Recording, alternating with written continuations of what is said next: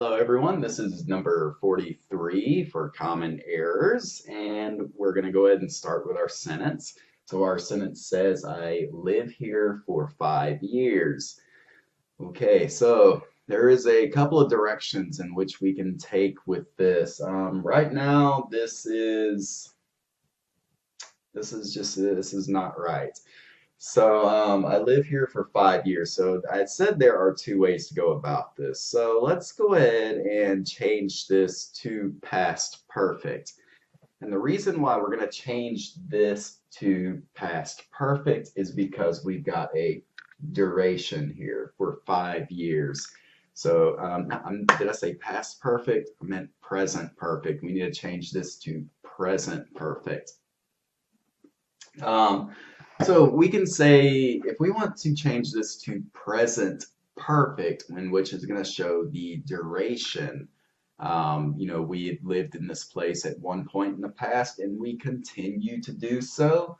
We can just change this to I have or I've, and then use the participle of live and changed it to lived. I've lived here for 5 years.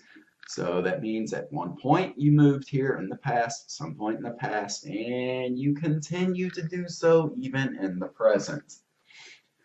Now, we can also change this to past tense as well, just a regular past simple tense.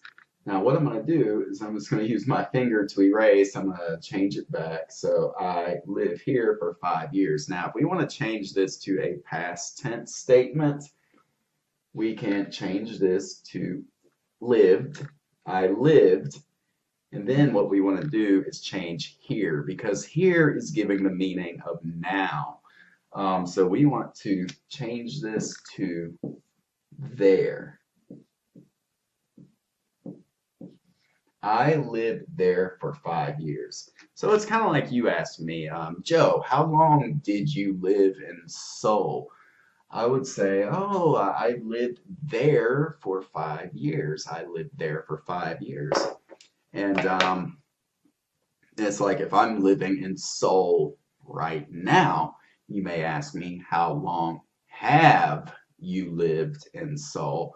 And I would say, I've lived in Seoul for 5 years.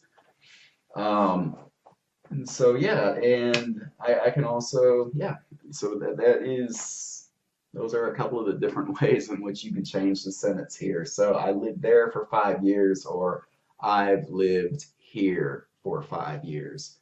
So either way you want to do it, yeah, if you're describing past or you're describing the present perfect tense, it's just up to you. So I'm going to go ahead and end this lesson, and thank you very much for following along.